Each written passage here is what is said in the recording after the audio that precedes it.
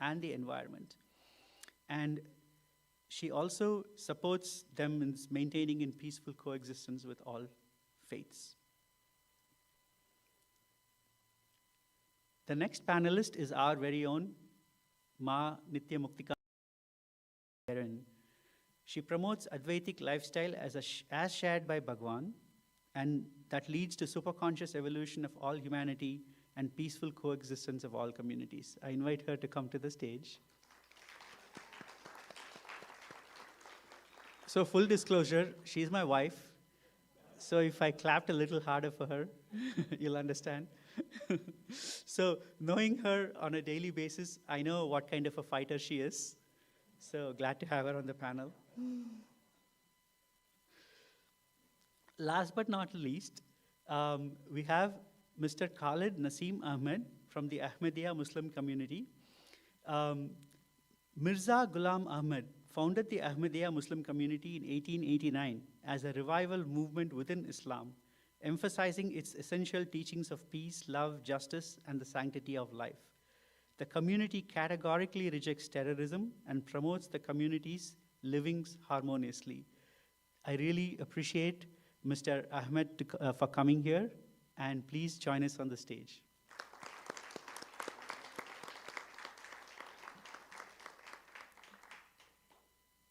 Great. Thank you all for coming here.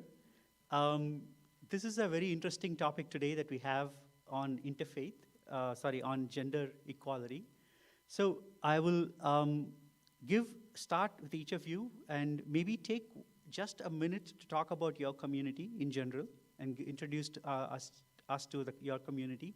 And after that, talk a little bit about how your community believes in gender equality, right? And later we will get into the problems we face and how we work with it and all that.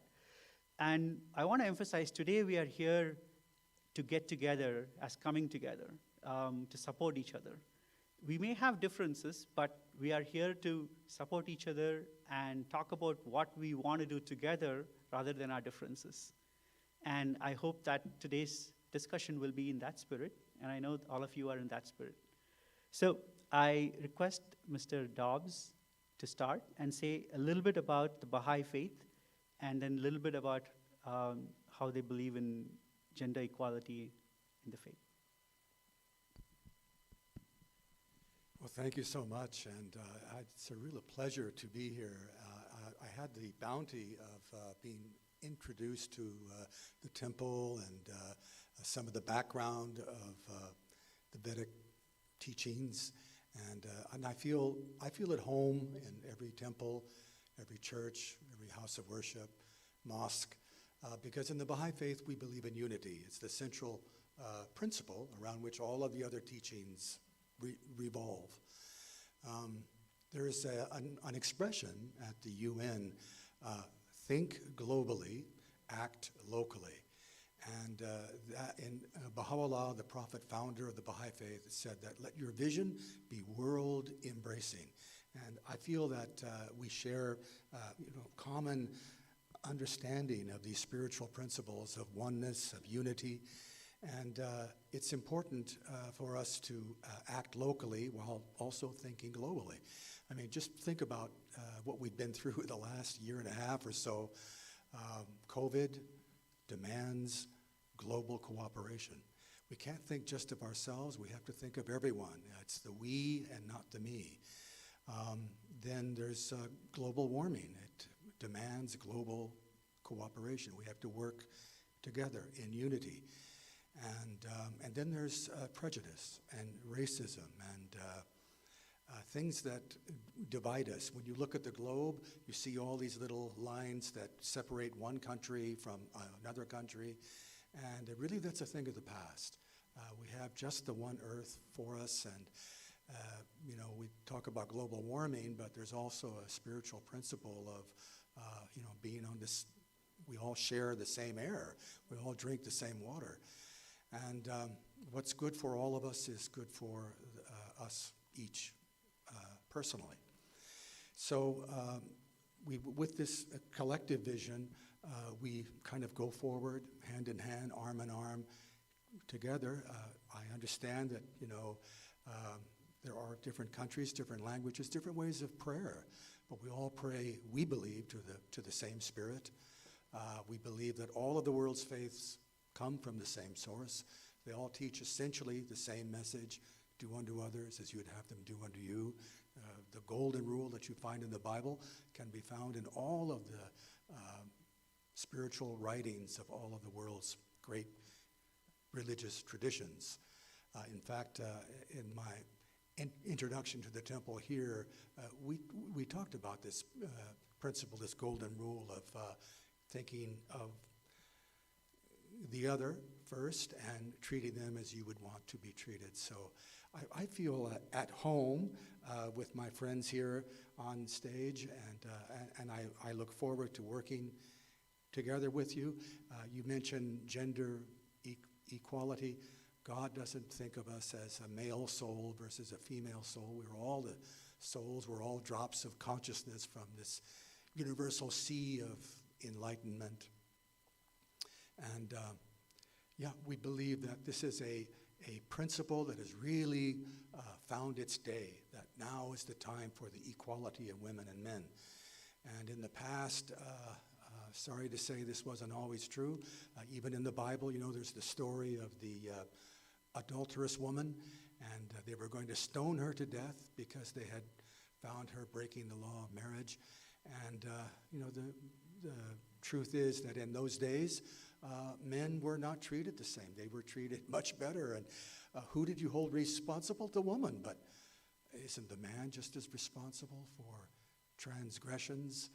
So Jesus said to them, they said, we found this person, she's guilty. He asked a few questions. What were the circumstances? And they told him, and he said, well, those of you without sin, you can cast the first stone, because in that day, stoning to death was the punishment for adultery. So the lesson is that, things change, and we have evolved to a new understanding of equality between women and men. And so, glass ceiling, time's up, all of those things have come to fore in this modern era, and it's up to us to take action to promote the equality. And in fact, let me point out that in the Baha'i faith, to counter this prejudice, if a man and a woman were both up for the same job, the man should step back and allow the woman. With education, if the family only has enough money to educate one of their children, they have a boy, they have a girl, they should educate the girl. Why? Because she is the teacher of children. So I think going forward, I realize it's easy to say principles and virtues and talk about them, but it's not so much more difficult to put them into action. But now is the time, and I look forward to taking action with all of you. That's beautiful. I really love when you said that when there is a choice between boy and a girl, you choose the girl first. That's very different from how the world is evolved. And I like what you said. It's time is now, time for the principles now. Thank you so much. Ma Baljit. First of all, thank you very much for inviting me, and thank you for giving me this honor to be here.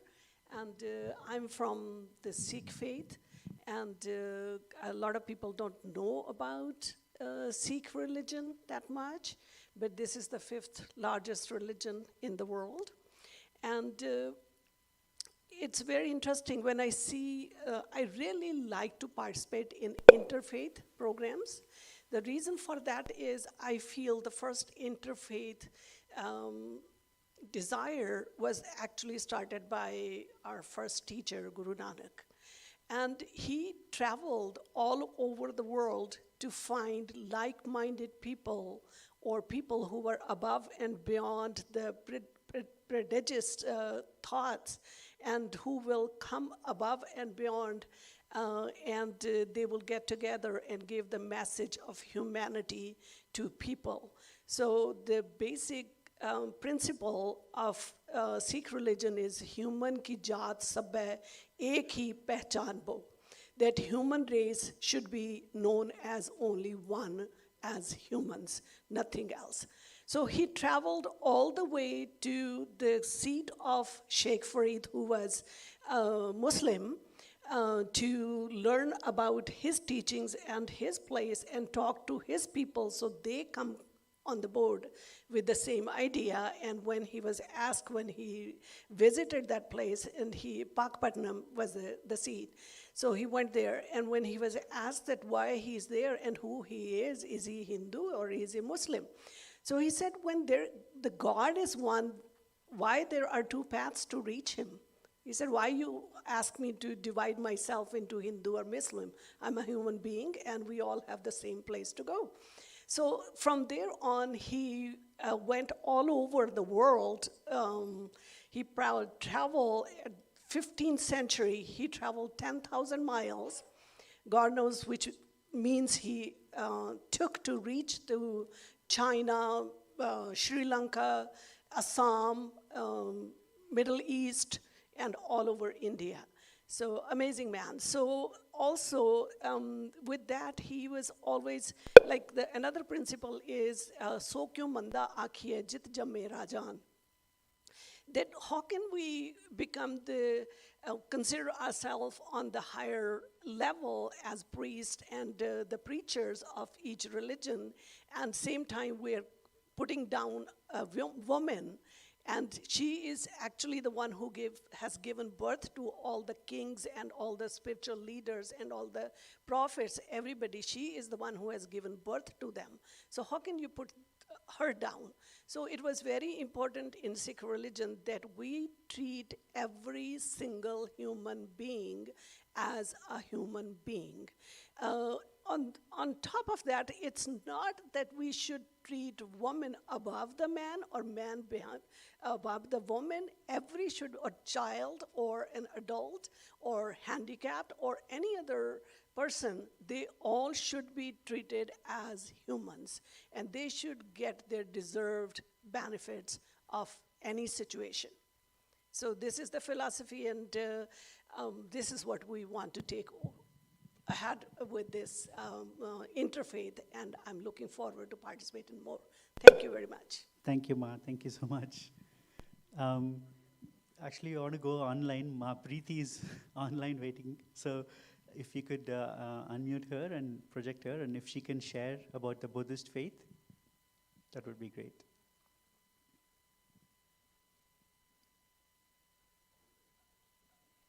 Ma Preeti, are you able to hear us? Yes, we can hear you.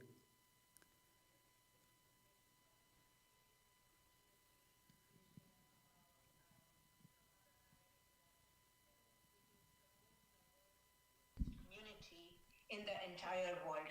In United States, there are more than 500 chapters and 100 centers in the country.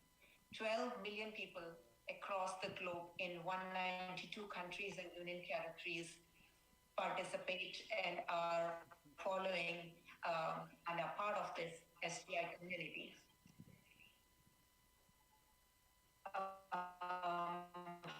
The main, I would start with what is it about religion? I think there's a lag in between when I'm talking. No, you can share her.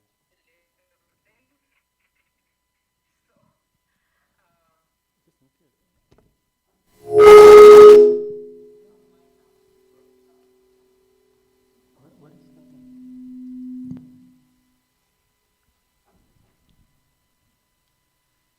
Sorry.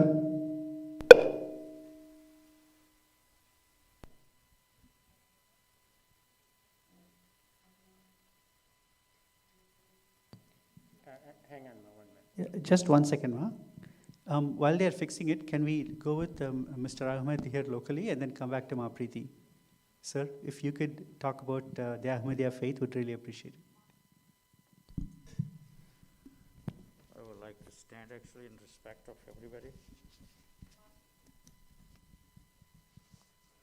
أعوذ بالله من الشيطان الرجيم بسم الله الرحمن الرحيم. We greet in the Islamic way that's called Assalamu alaikum. May the peace be upon you all the time. That doesn't discriminate with the day or night or any time, all the way. And our slogan for the community is love for all, hatred for none. And I'm a Muslim by faith. As you call, the religion is called Islam. Islam means peace. Peace, the real good spelling of P-E-A-C-E, not P-I-E-C-E, not in pieces. And it's for everyone, regardless of it. And it is stated that a Muslim is the one, al-Muslimu man salim al-Muslimuna min lisanihi wa yadihi. A Muslim is the one from whose tongue and hands everybody is protected. Those are the basic teachings of Islam. We believe in one God, and obviously we belong to the Ahmadiyya Muslim community. We are located at 11940 at Ramona Avenue. We have a big mosque over there, and pretty much everybody knows it. If not, I do have some flyers. I will ask Abu Bakr also to bring me one flyer so I can show that what we stand for. Ahmadiyya Muslim community was founded by the Mirza Ghulam Ahmad, and he started in 1835 to 1908 in Qadian, that is in India. And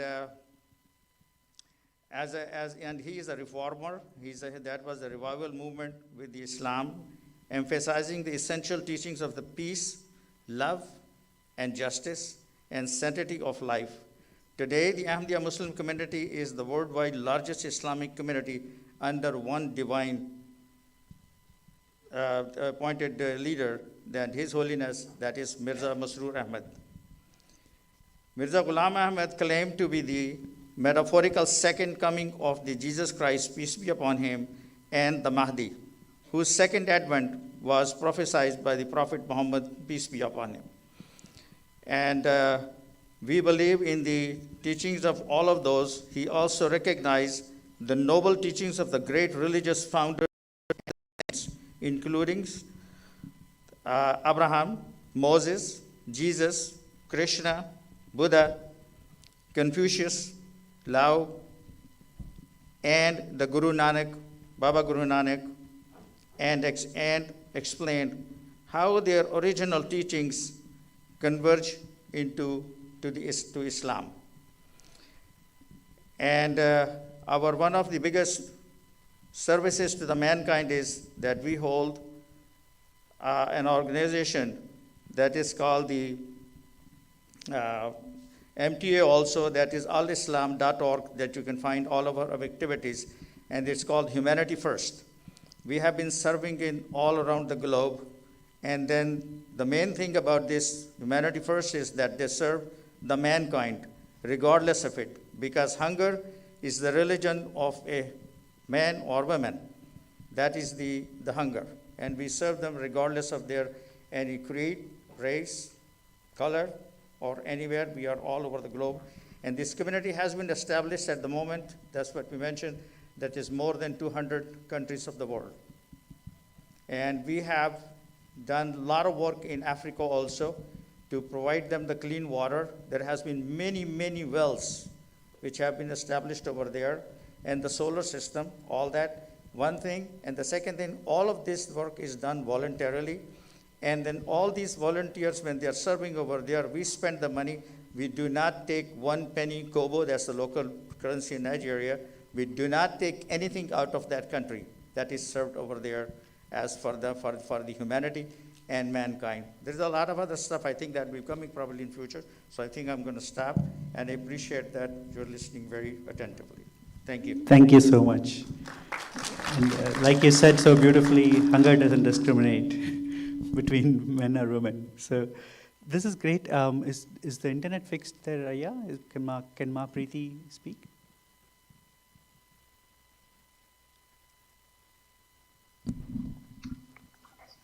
Ma Preeti, if you can unmute and speak. Can you hear me? Can you hear me? Yes, please go ahead. Wonderful, wonderful. So I'll start again by introducing myself. My name is Preeti Talwar, and I would like to thank everyone here on the panel who have given me this opportunity. Thanks to Mr. Kumar, to give me this opportunity to share about Soka Gakkai International. That is the organization I belong to, and I'm representing my organization here. Soka Gakkai International is the most diverse Buddhist organization, which has about 500 chapters, 100 centers in the country, in US itself.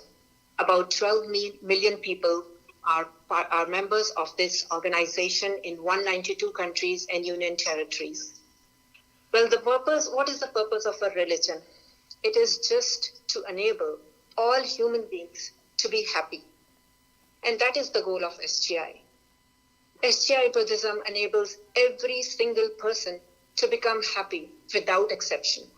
We chant Nam Myoho Renge Kyo. Those are the characters we chant. And once we chant, every human being gets empowered and gets that courage, wisdom, and compassion to awaken that Buddha nature in them. The essence of Buddhism is the conviction that we each have within us the ability to overcome any difficulty that we may encounter in our life. This inherent potential is what we refer to as the Buddha nature, a state of life characterized by limitless courage, wisdom, and compassion. And once we start chanting, that Buddha nature comes forth. Gender and equality and woman empowerment are the core principles of SGI. SGI is committed to empowerment, in which we believe that it is essence to fully unleash boundless potential inherent in every human being. Each and every person, as they are, has the ability to become a Buddha, and there's no exception to a woman. We are all the same. We are all the same. We have separate Sophia meetings, and there's so much of emphasis that the woman is considered as the sun of the family. She is the one, who can bring the whole family together and drive it in a direction where she wants. And, that is what empowerment means. That is, we get from this organization. This is not a religion. This is a philosophy. I was born in a Hindu family in India. I still practice Hinduism, but this is a philosophy that has given me wings to fly. That has told me that I have the potential to do everything and anything, that I believe in, that I want, that I aim for. There's a lot I can carry on, but, considering my time duration, I'll hand it over to the next panelist. Thank you. Thank you so much, Ma. That is so beautiful. Thank you for the information you gave. So I know we already heard about Hinduism. I spoke a little bit about our organization. See, all of us know that our religion doesn't discriminate, right? The principles of the religion don't discriminate. But today the reality is different. So let's talk a little bit more about the challenges we face today. What are the problems we're facing in spite of what the religion says? What is the problem that we face? And I'd like to start with Ma Muktika. As Hindu women, what are the problems that we face? If you could say a little bit more. Sure.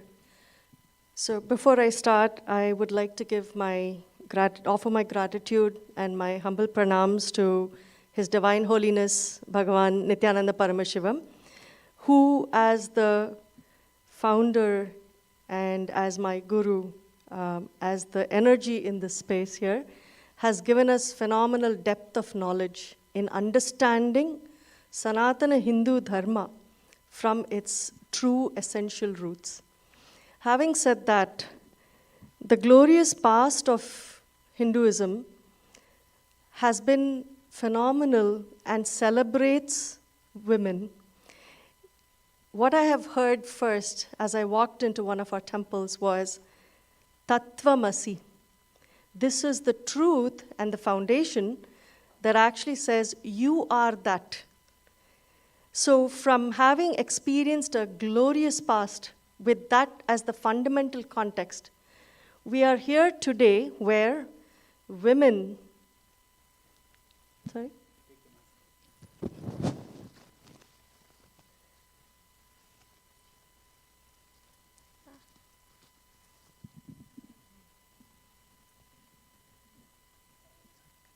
Okay. You continue talking, I'll take it. Okay, thank you. Sorry for that. In today's world, what we see is the Divine Mother that used to be celebrated and that is still celebrated all over the world as the foundational, fundamental energy is not being given the due. Women who used to hold phenomenal positions and who were respected beyond everything are now not given the same status. We are seeing that they are considered as a minority. They are being considered as people who cannot be holding important positions or can be participating in religious circles in the form of rituals, in the form of empowering others.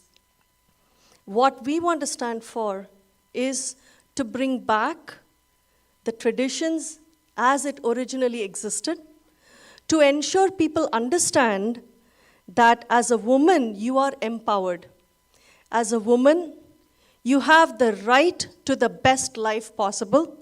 You have the right to experience the highest space of completion and superconscious evolution. And this is what I feel we need today, which is missing in our communities.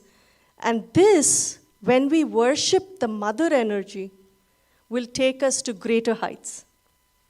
Thank you. Thank you. Thank you for sharing that. So what you really brought out is even though women may be breaking the glass ceiling in some corporations, in religion they are not being given equality in India, or especially in Hinduism, right? And that's what Swamiji is trying to fight for. Absolutely. So give us some of the examples of how Swamiji, what he's done, what problems we have faced, because people don't know how much problems Swamiji and the community has faced in India, especially against women, and what he's trying to do and what problems they have faced. So one of the fundamental things for which a huge persecution is going on, and this has been going on for many, many years, that we are fighting for justice, is as a minority community, how we are being persecuted, how Swamiji, who is standing for the rights of the minorities and for the rights of women, he is being persecuted because he is a force to reckon, and he is ensuring that women get their rights.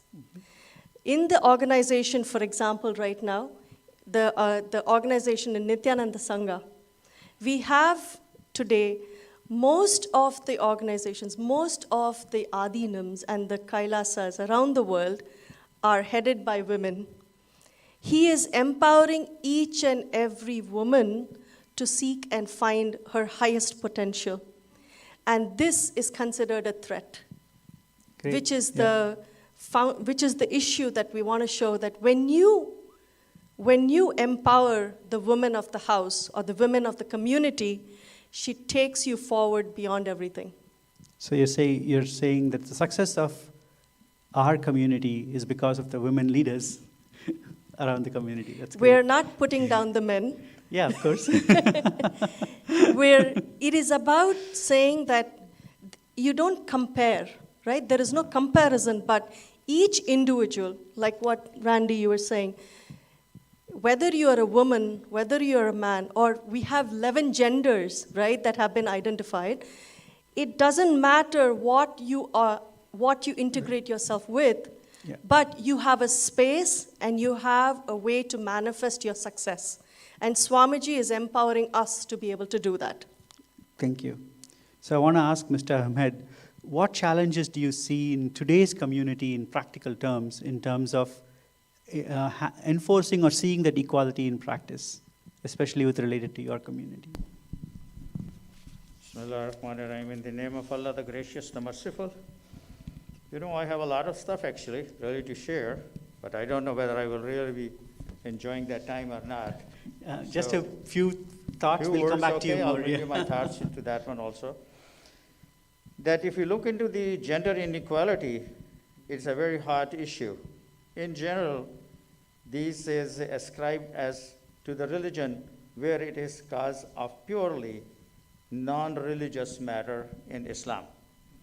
Because God has said in his holy book, the holy book of the Muslim is called Quran, and Quran itself by word, it means its meaning is the most recited book. If you look at today, that is the most recited book on earth. There is no other book that people have really memorized by heart. That's the only book that has been memorized from one word to the last word of those 30 parts. Going into that one, O mankind, fear you, your Lord, who initiated your creation from a single soul, then from created its mate, and from these two spread all over and the countenance of the men and women. This verse clearly indicates that the man or the women are created from a single entity and are basically equal gender. As a gender, one is not superior to the other. And assigning to the women is according to the usage, women too have the rights over the men, similar to the rights of the men over the women. One more quote. The verse clearly denotes that the rights enjoyed by the men are the duties of the women, and the duties of the men are the rights of the women. This implies similitude between both the genders. There is no right confirmed on the man that women may be dependent on the basis that she is a woman. So, men, however, have an advantage over them. How? Here is the Quranic verse that says that the man's superiority by its virtue of his responsibility of the protection and the maintenance of the women and the fulfillment of their rights of the women, and nature has made them stronger to perform certain duties which are not potentially that the women can perform as well as the men can because of their physical, although they both have more than 300 bones in their bodies, both of them, no discrimination. That is an equal gender, equality of the gender. Then coming to this one more aspect, I will mention that so that really can shed light onto this, what Islam enjoins into that one, the equality of the gender. The man that earned, and for women is what they earn, but women has not been burdened with the financial responsibilities of the family. It has been squarely been placed on the shoulders of the man. He is the responsible to ensure the fulfillment of the rights of the women, even even though she may be earning herself. It is not the responsibility of her for the financial burden to support the family. There is a lot of stuff, but I think I will give them other people the chances. Thank you so much. Thank you. Yeah, thank you. Suma, Baljit, what do you think is the challenge on the ground today? Why, like Mr. Ahmed said, sometimes it's not religious, it's more social. But it's very difficult to make the distinction between social and religious. So can you say a little bit more about that? Sure. First of all, I want us to understand that religion is part of a culture. The whole culture is not a religion. So if we talk about, you can say, I'm from Punjab. When you talk about Punjab, Sikh religion is from Punjab, and that doesn't mean that every Punjabi is a Sikh. And same thing, like when we think about India, we think about all Indians, 1 billion people are Hindus.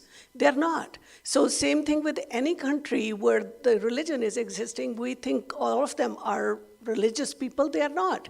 So also the other factor is that religion I use the kind of a present term now, that religion's been hijacked by people who were getting benefit out of that. I will blame that to priest class more from last 1,000 years.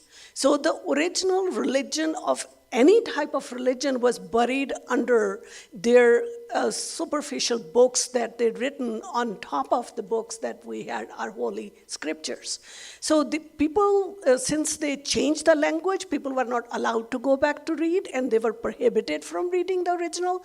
So this is how the Sikh religion came, and then they write most of those things into the local language. So the Shri Guru Granth Sahib Ji is written into different languages. It's probably 16 different languages that it's written in the book. I'm not talking about translation. The verses are written into different languages.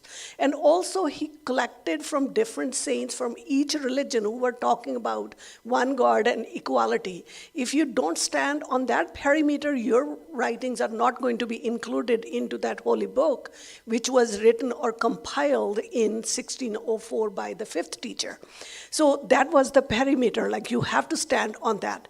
But at the same time now, time to time, the people who are in charge of that particular religion, they will take the benefit to use it for themselves, being upper class, being male dominacy, and being whatever benefit, the more money, I will say, the more greed. Whatever they can get out of it, they will use that for that purpose. So we should not be considering that that is original religion.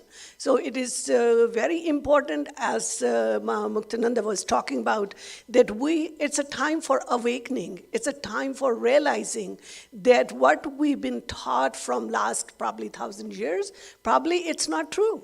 So we have to go back to our own scriptures. We have to study by ourselves and try to find out what is right and what is wrong. And no religion on this earth will tell you there is inequality between the race or color or gender. Every religion is like agree on this one thing, that we are all equal. Yeah, that is so beautifully said. The two important points you made.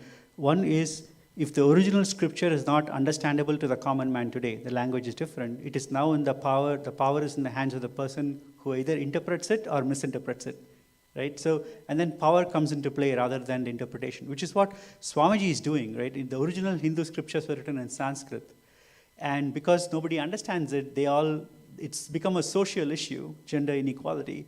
And he is reviving the original scriptures, teaching it in English to people, but he insists that we quote the original scriptures and make people aware. So it's a very important point. So I just people were prohibited from learning the language. That was the thing. Oh, beautiful, yeah. People are prohibited from learning, so they won't know the actual truth. Great, so. Well, you know, I thank you so much for sharing that. And I wanted to kind of add on to what you were saying about the difference between, say, culture and religion. And, you know, like in this culture, there are all kinds of laws for anti-discrimination. There's laws on the book, and, you know, the courts have cases like this where, you know, people go and demand justice. But the issue is that, you know, those laws don't penetrate into the bedroom. They don't penetrate into the home beyond the front door. What goes on within the home is really a matter of spiritual understanding or lack of it. So virtues, spiritual principles have the ability to penetrate into the home, into the bedroom, and penetrate into the heart. So because until people kind of internalize these spiritual principles, things aren't really going to change because our understanding hasn't changed. There's a wonderful metaphor in the Baha'i writings about the wings of a bird. If male and female are equated to the wings of a bird, when both wings are strong, the bird can soar. If only one wing is strong and the other is weak, the bird is not going to fly very far.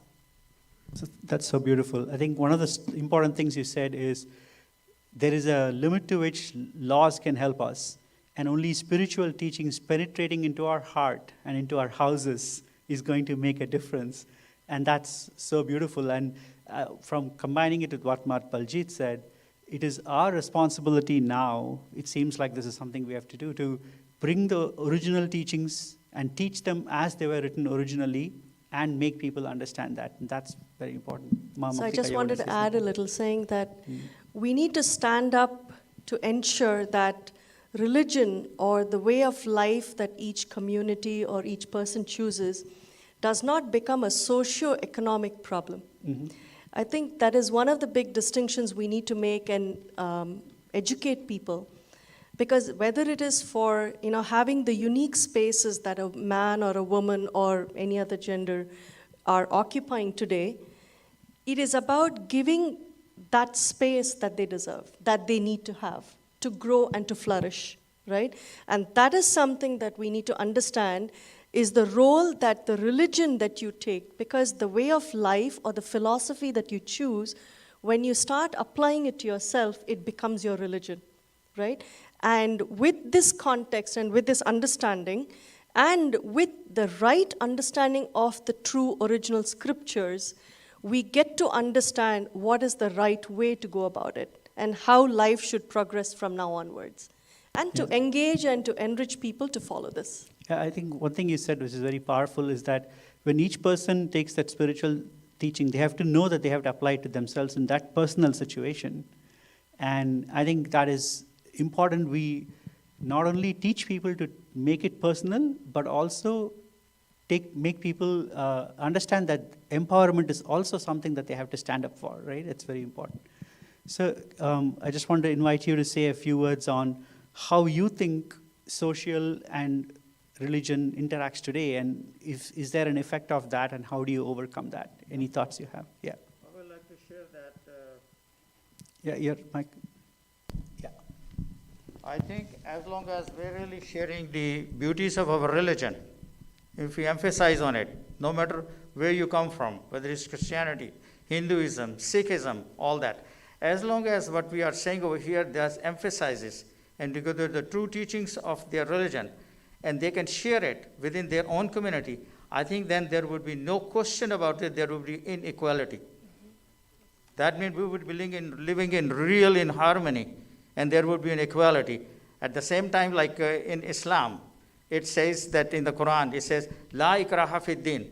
There is no compulsion in the religion. You cannot even compel anybody that you really have to accept even the faith, unless it really comes from your heart.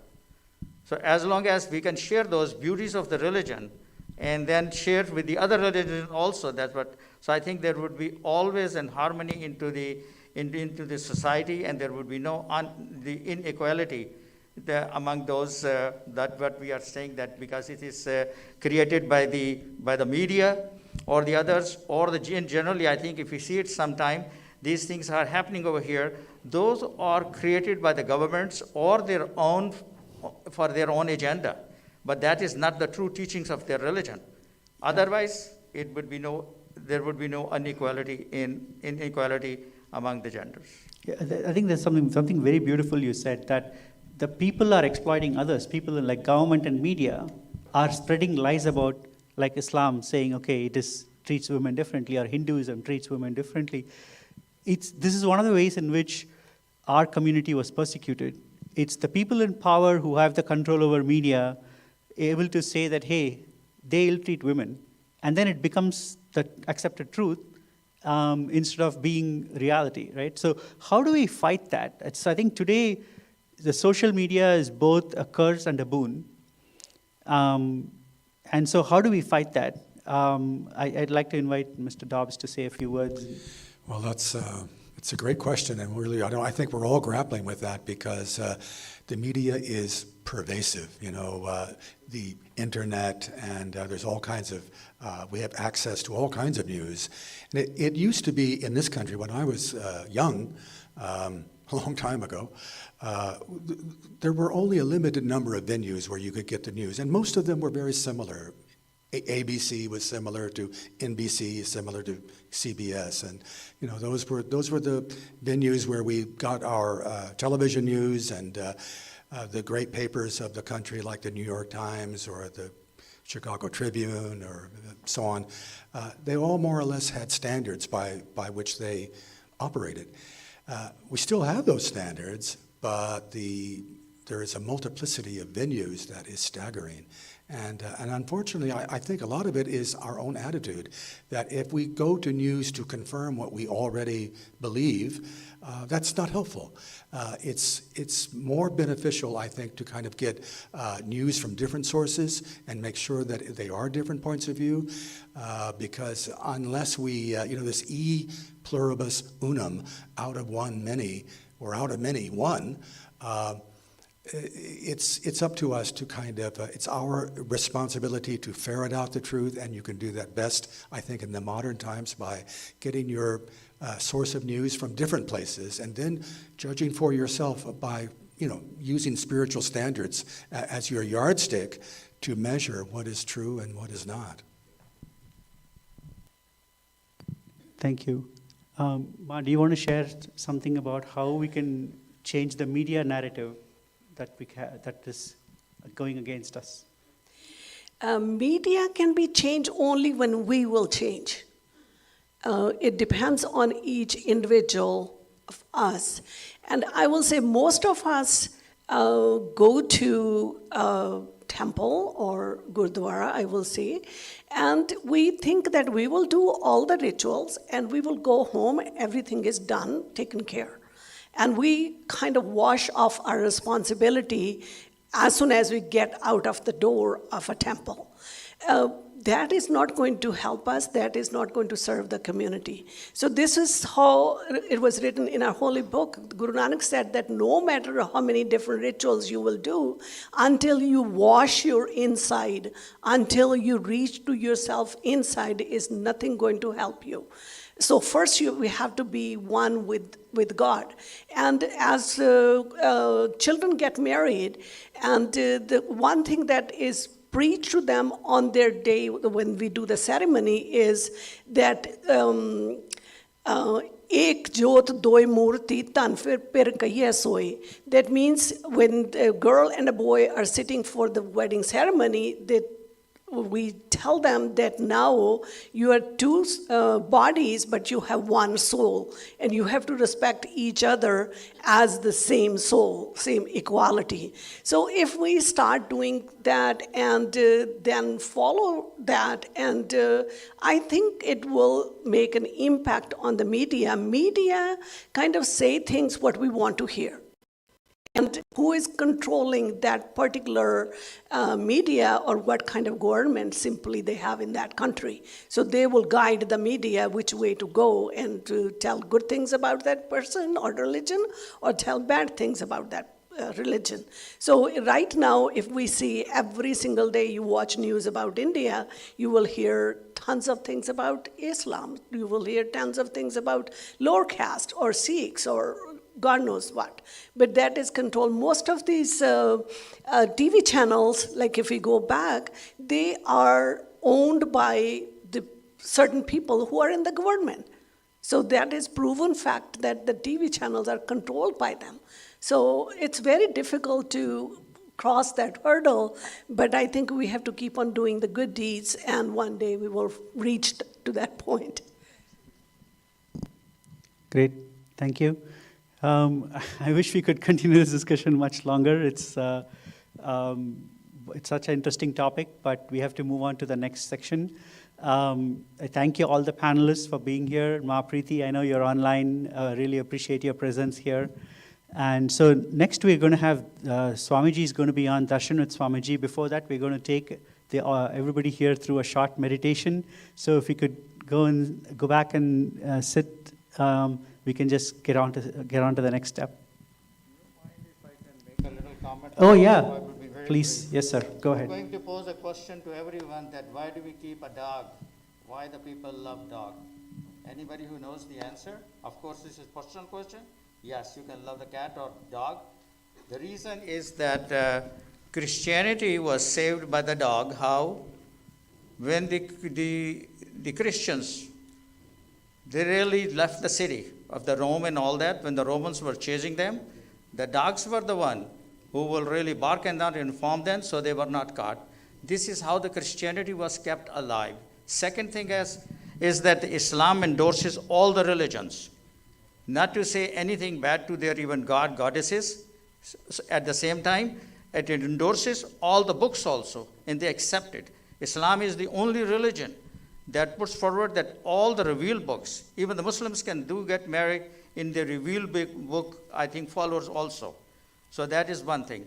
So if we follow our religion into that one also, so I think then there would be a great, then we can change the media. Then there is no media.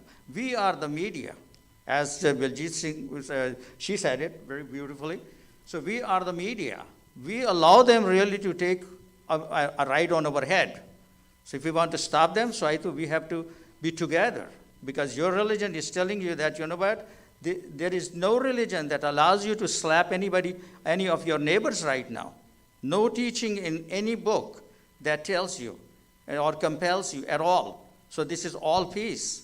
So that's what if we will promote that peace and equality, then there would be no gender or any other issue that will come forward. Thank you. Thank you so much. Please give a warm hand to everybody who's in the panelists. Really appreciate their contributions and input. And I know this is a topic we can, speak for hours together, but thank you so much for their input. I really look forward to working with the entire community, all of you leaders here, in this particular topic, gender equality, and of course, equality of everyone. I look forward to having a long collaboration and what we can do together. Thank you so much.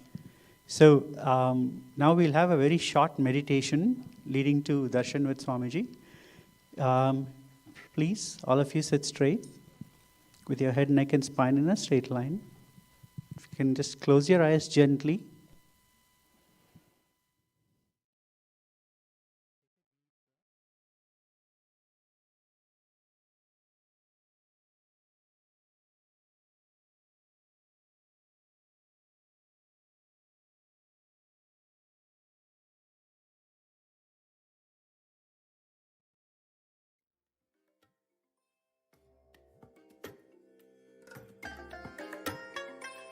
I bless you all.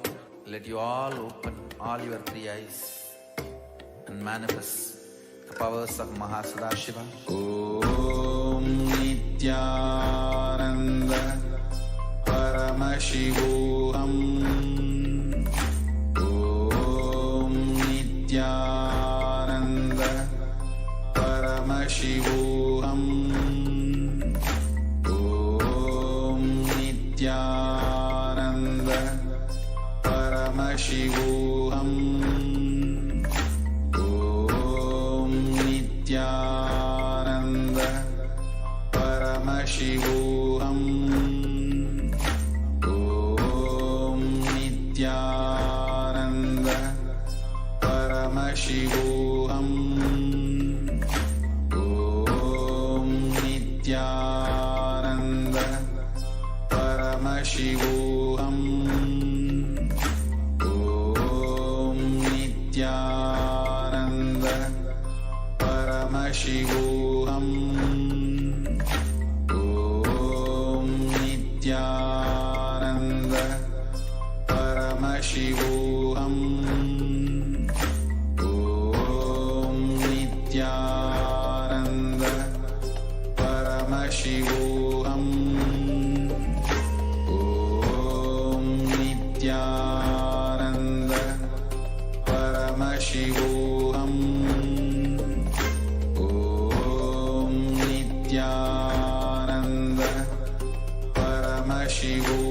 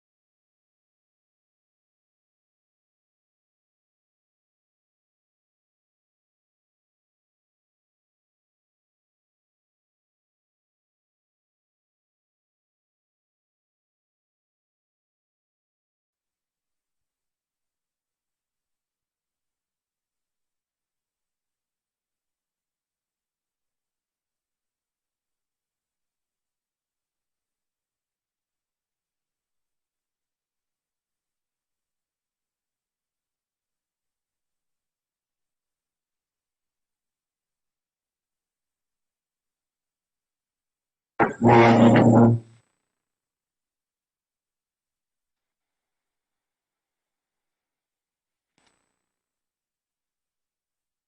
let's enter into the Panchopachara Puja. Now please take some sandalwood paste in your hands and offer it to Swamiji along with the mantra. Om Gandhadvarandhuradharsha Nitya Pushtankarishini Ishwari Gun Sarvabhutanam Tamihopahvaye Shriyam Gandhan Dharayami. The next is the offering of Pushpam, fragrant flowers. Now please take some flowers made with sandalwood paste in your hands and offer the flowers to Swamiji along with the mantra. Yopam pushpam veda pushpavan prajavaan pashuman bhavati chandrama va apam pushpam pushpavan prajavaan pashuman bhavati ya evam veda yopamayatanam veda ayatanavan bhavati pushpai pujayami. The next is the offering of dhupa, incense sticks. Now please take the lit incense sticks in your hands and slowly wave it towards Swamiji along with the mantra, and please ring the bell as you do so. Om Dhurasi Dhurva Dhurvantam Dhurvatayo Osman Dhurvatitam Dhurvayam Vayam Dhurvamastam Devanamasi Sasnitamam Papritamam Jushtatamam Vannitamam Devahutamam Ritamasir Haverdhanam Trigumma Swamatva Amitrasya Tva Chakshusha Prekshe Mabherma Samvikta Matva Higum Sisham Dhupamagrapayami. The next is the offering of Deepa, the lit lamp. Now please take the lit lamp in your hands and slowly wave it towards Swamiji along with the mantra, and please ring the bell as you do so. Om Uddīpe Sajata Vedo Pagniniritim Mama Pashogashya Mahyamavaha Jivanam Chadisho Disha Mano Higum Sijata Vedo Gamashvam Purusham Jagat Abhibradagnaagahi Shriyama Paripataya Deepam Darshayami. The next is the offering of Naivedyam, the sacred food offering. Now please take a udharni of water and hover it clockwise over the Naivedyam and offer the water to Swamiji along with the mantra, and please ring the bell as you do so. Om Madhuvatartayate Madhuksharanti Sindhavaha Madhvīna Santoshadhihi Madhunaktamutoshasi Madhumatparti Bhagum Rajaha Madhudyorastunah Pita Madhumano Vanaspatir Madhumagum Astu Suryaha Madhvirgavo Bhavantunaha Madhu Madhu Madhu Naivedyam Nivedayami. The next is the offering of Arartikam, the lit camphor. Now please take the arati in your hands and slowly wave it towards Swamiji along with the mantra, and please ring the bell as you do so. Om Rajadhirajaya Prasanya Sahine Namo Vayam Vaishravanaya Kurmahe Same Kamang Kamakamaya Mahyam Kameshwaro Vaishravano Dadatu Kuberaya Vaishravanaya Maharajaya Namaha Karpura Gauram Karunavataram Samsarasaram Bhujagendraharam Sada Vasantam Hridayarvinde Bhavam Bhavani Sahitam Namami Bhavam Bhavani Sahitam Namami Bhavam Bhavani Sahitam Namami Karpura Niranjanam Darshayami. Now, in the same space, please sit with your head neck and spine in a straight line, and get ready to receive the darshan of the Supreme Pontiff of Hinduism, Jagat Guru Mahasannidhanam, His Divine Holiness Bhagavan Sri Nithyananda Paramashivam.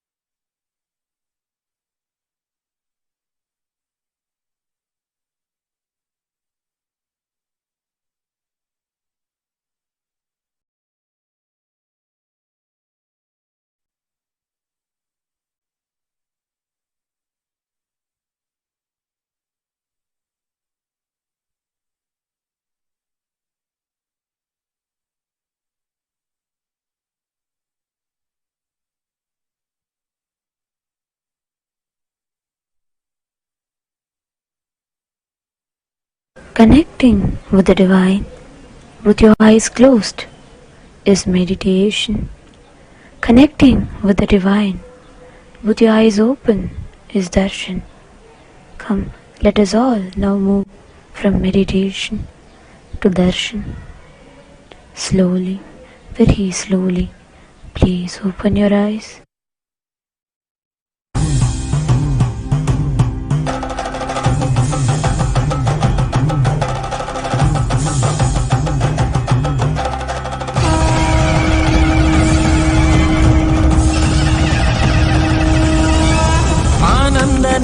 Nithyanandane,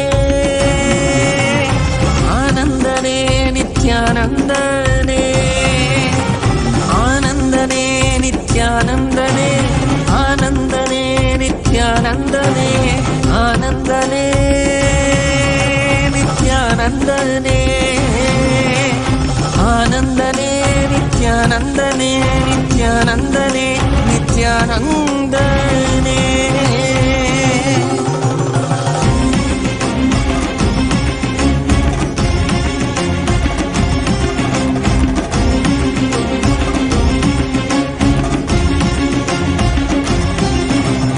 அடிமுடி காணாத கண்ணாமலைநாதனே, ஆனந்த உருதாங்கி அவனியில் உதித்தவனே.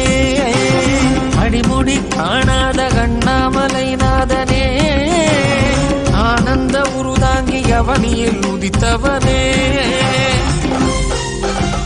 சோதிமலை கனிலே சுயம்பாகி நின்றவனே, ஆதி குருநாதனே ஆனந்தனே.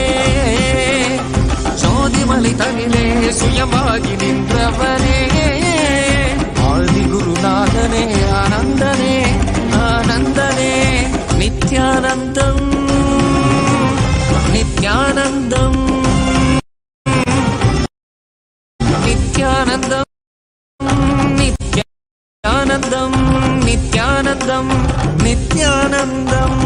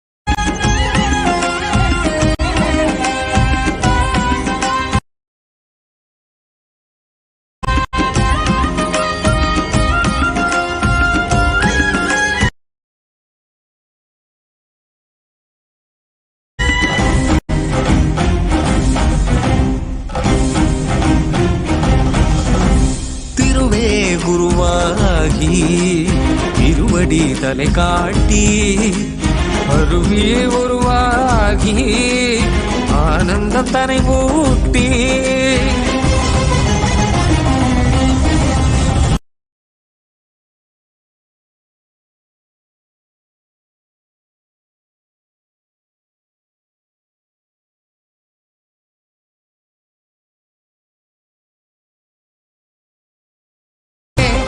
அவதியில் அவலங்கள் ஆழ்த்துயர்த்தனை நீக்கி ஆனந்தமாகிட வந்த நித்யானந்தனே ஆனந்தனே நித்யானந்தனே ஆனந்தனே நித்யானந்தனே நித்யானந்தனே நித்யானந்தனே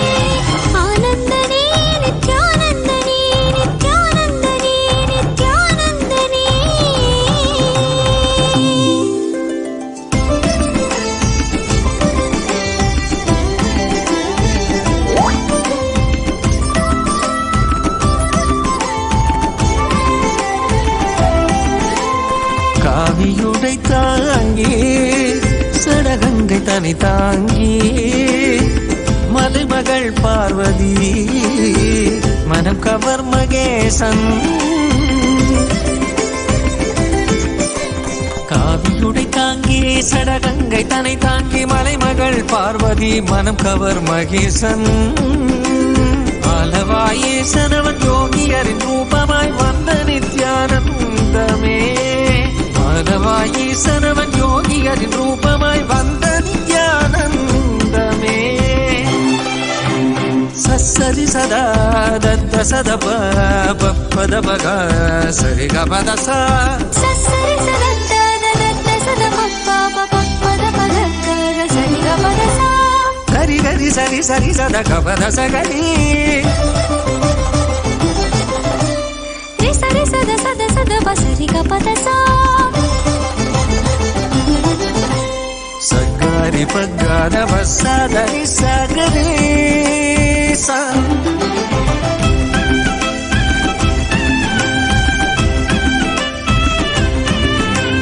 கண்டவர் விண்ணிடவும் விண்டவர் போற்றிடவும் கண்கவர் ரூபமாய் காணாதவர் கண்டிடவும் கண்டவர் விண்டிடவும் விண்டவர் போற்றிடவும் கண்கவர் ரூபமாய் காணாதவர் கண்டிடவும்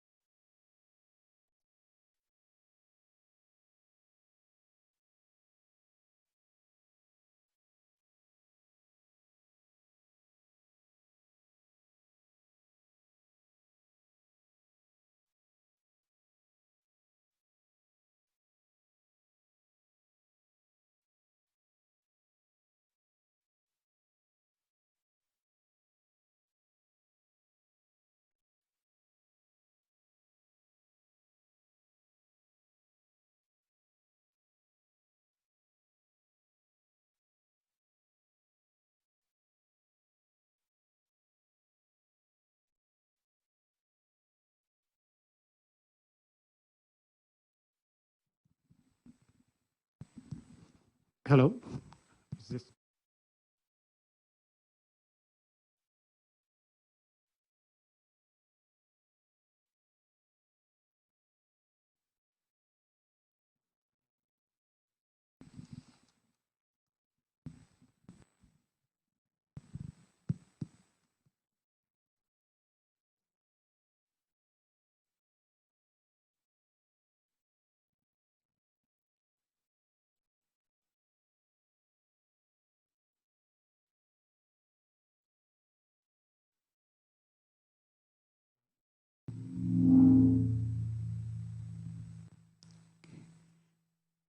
Okay, I want to invite Mr. Bill Rao, the Mayor Pro Tem from Montclair, to present a proclamation to Swamiji. So once you read the proclamation and Swamiji accept it, I'll take it up and leave it at Swamiji's feet, and then we'll continue with his. Swamiji will give us satsang. Thank you.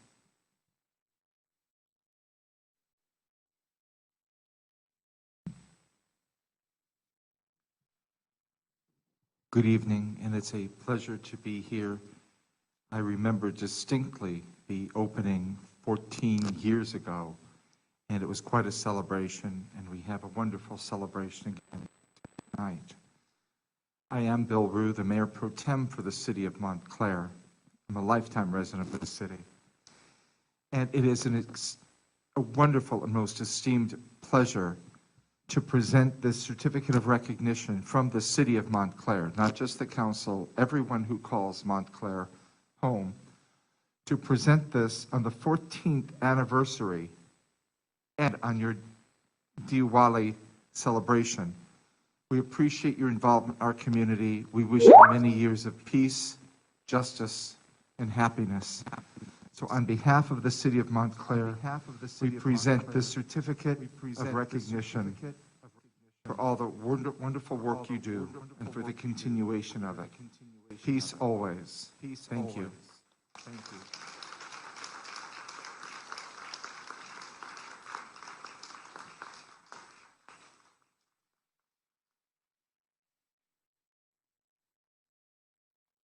On behalf of Swamiji, I'm going to accept this very kind proclamation, and I'm going to lay it at his feet.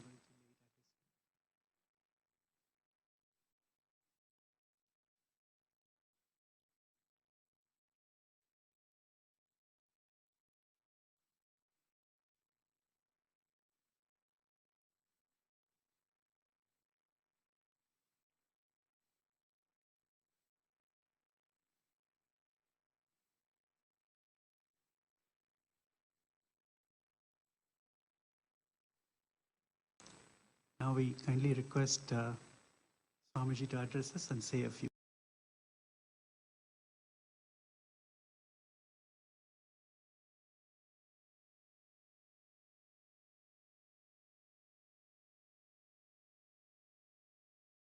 ईश्वर परमशिव समारंभाम् नित्यानन्देश्वरि परमशक्तिमध्यमाम् अस्मदाचार्यपर्यन्ताम् वन्दे गुरुपरम्पराम्.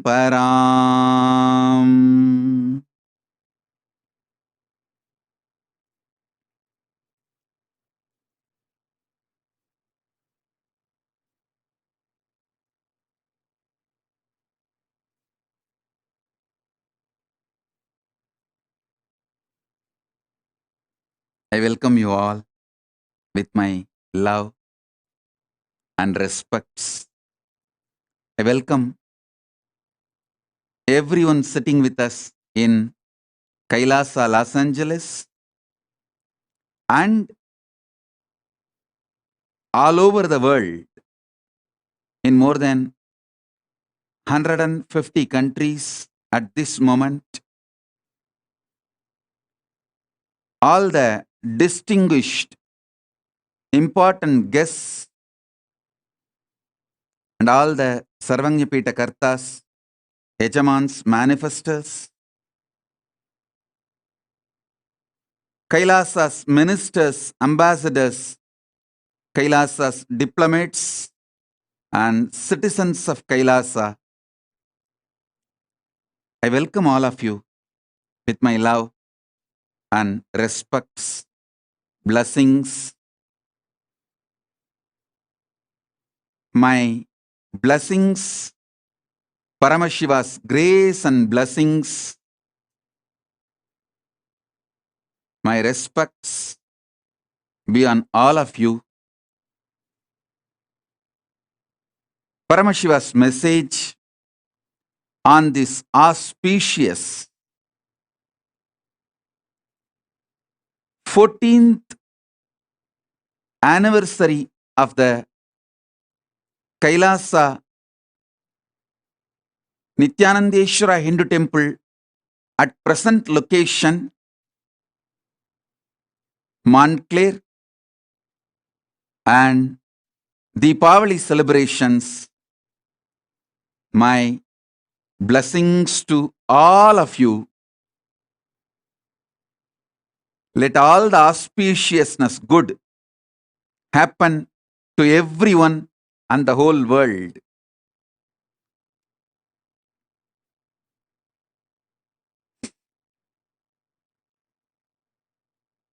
"14 years before we moved to Montclair, from Claremont, we were having our temple earlier in Duarte. From there, we moved to Montclair 14 years before. First of all, I wanted to thank Mr. Bill Rue, Mayor Pro Tem, City of Montclair, and elected to the City Council in November of 1998. He serves on several boards and is actively involved in the activities of the city, including education and human services, public policy, and governmental affairs. Mr. Bill Rue, thank you for being here, representing the whole city. As you said,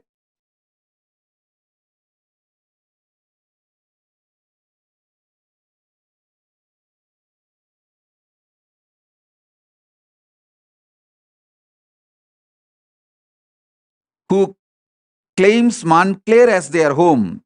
Thank you for hosting us for 14 years. Continuous 14 years. It is such a sweet, beautiful journey. Being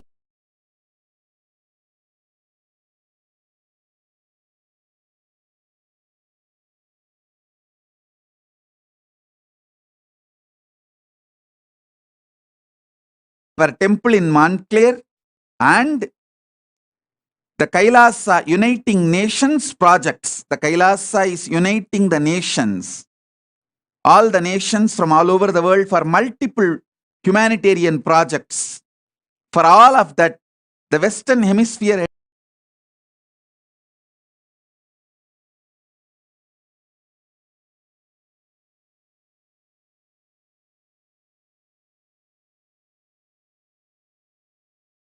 for hosting us for last 14 years and looking forward to continue our journey together.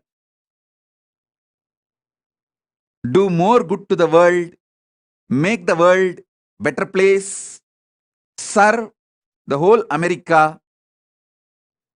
Thank you, Mr. Bill Rue. God bless America.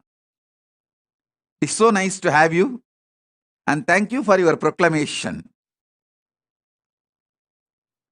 And every important person who is here, I welcome each one of you. Honored. We are honored. Kailasa is honored to have each one of you here. Next is Mr. G. Anthony Hilton, CDMP. He is the MP for Western St. Andrew, Jamaica, and is currently the leader of opposition. And he is also the Shadow Minister of Industry Investment and Global Logistics, Mr. Anthony Hilton. Thank you for being here.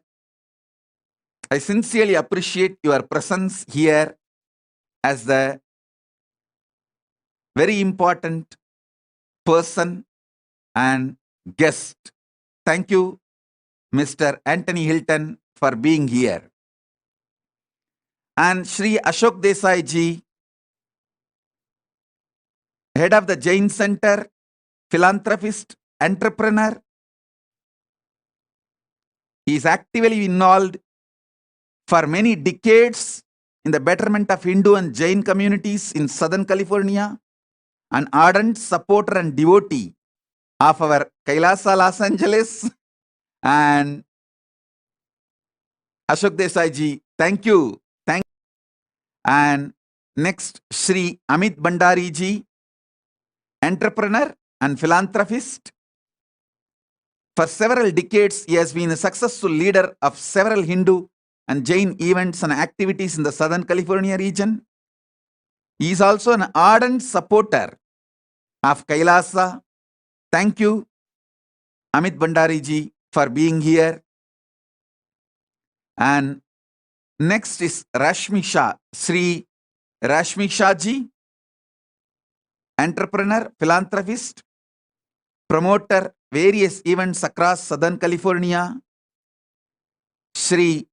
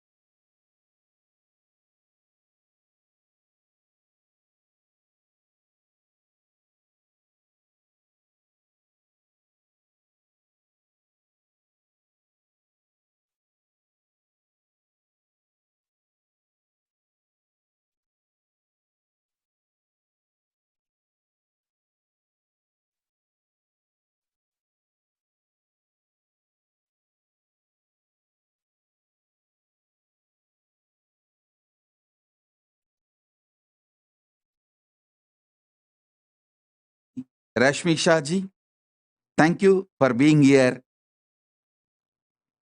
I welcome you sincerely.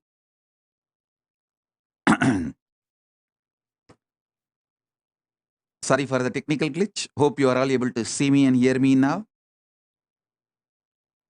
Yes. Next, the panelists for the today's panel, Shri Mr. Randy Dobbs, Director of Association for Baha'i Studies, University of Southern California. He is the Secretary of the Spiritual Assembly of the Baha'is of Los Angeles. He is member of Board of Directors at UCLA and part of Interfaith Collective at the Mayor's Office in Los Angeles.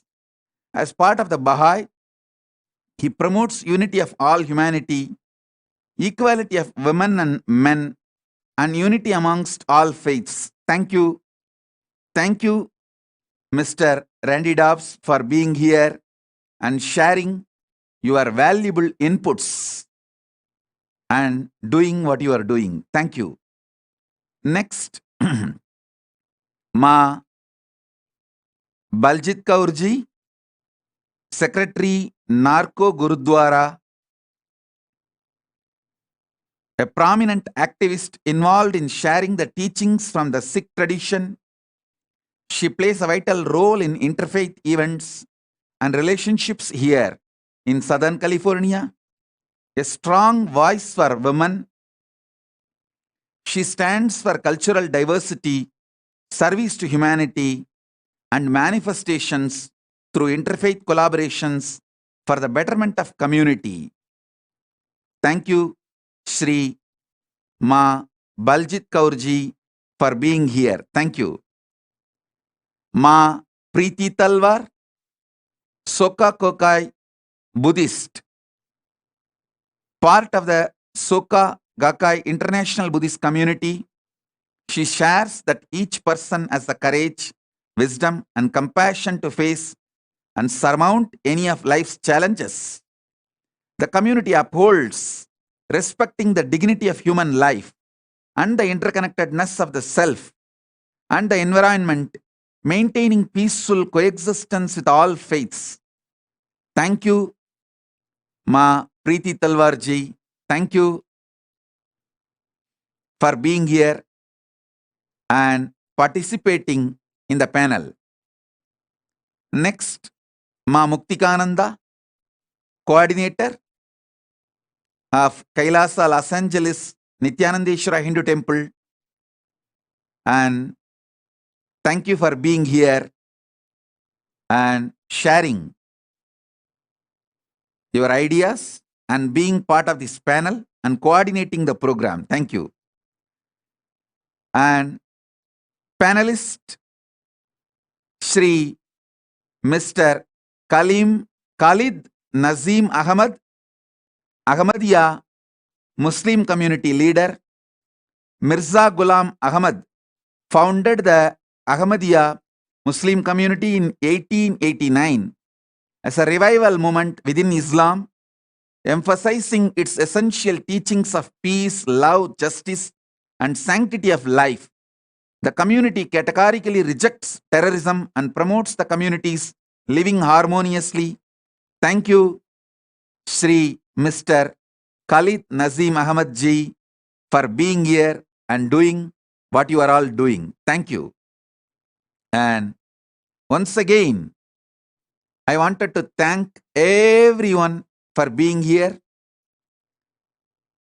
Today's subject for the panel discussion is gender equality, past, present, future.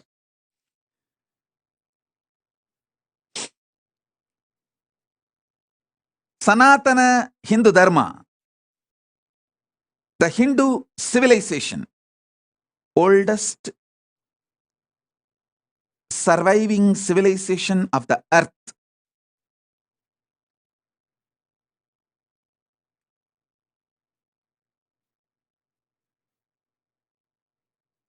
manifested the gender equality in its uniqueness. Each gender, not just as we know, socially accepted just male and female. Hinduism elaborates about 11 genders.